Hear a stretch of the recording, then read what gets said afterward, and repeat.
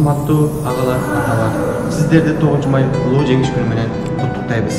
9 май ата-бабаларыбыздын өлбөс өчпөс эрдигин таңазалап, көп улуттуу элибиздин ынтымагын, биримдигин, бейпил жашоону тартуулаган жеңиш күнү. Өзгөрбөй келе берип ар бир жылы же бизден каршы келип бактыбызга алсырап жол жүрө албай чарчадыбы?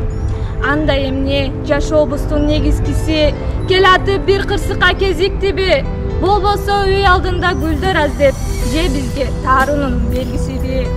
Жок жаным, чарчабаган, таарынбаган, жогорку 3 себептен бирдей жалган. Эмесе кечүүгүнүн чын себеби немистин улогунан жараланган. Күн нуру кайгы билбей күлүп чыгат, бир күнү биздин колдон жаза айгат.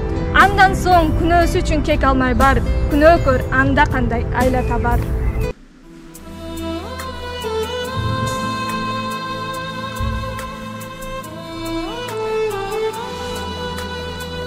Апаке, ак сүтүмдөн айланайын апакем. Мен сенин кандай киши экениңди билбесем, бул катты жазбайт болчумун.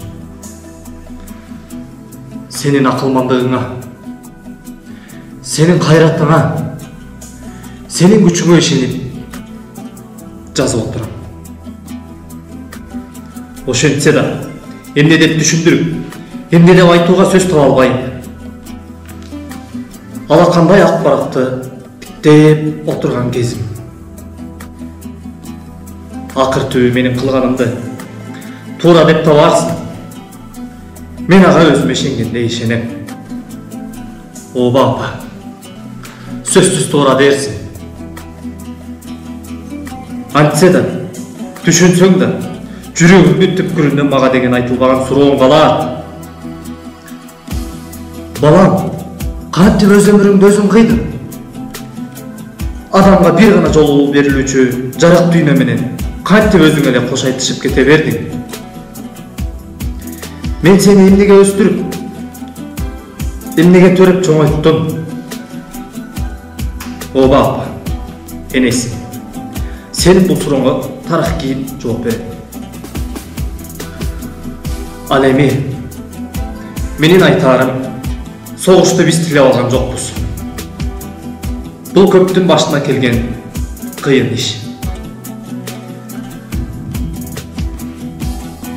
Бүткүл адам баласына балта урган зулум күч. Биз аны менен күрөшпөй кое албайбыз. Аны үчүн кан төгүп, аны үчүн жан берип, аны кыйратып жок кылууга милдеттүүбүз. Антпесек, биздин адам деген атыбыз өчөт. Мен согушта жүрүп, эрдик көрсөтөйүн деп эч эңсеген эмес элем. Мен өзүмдү эң бир жөнөкөй, эң бир асыл ишке мугалимдикке даярдап жүргөм. Заманым ушул экен. Балдарды тамга таанытып, окутуунун ордунда курал кармап, жоокер болдум. Ал менин айылым эмес. Бир сааттан кийин мекеним тапшырган ишке барып, кайра кайтпайм.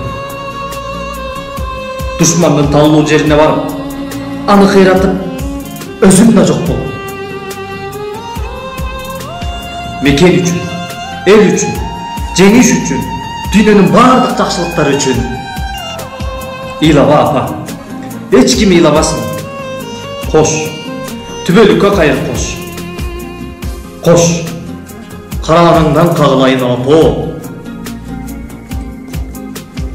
Сенин мугалим уулуң лейтенант Майсалбек Субанкулов.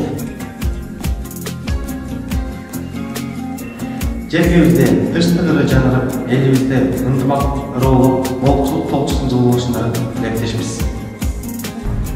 Улуу жеңиш күнүңүздөр менен.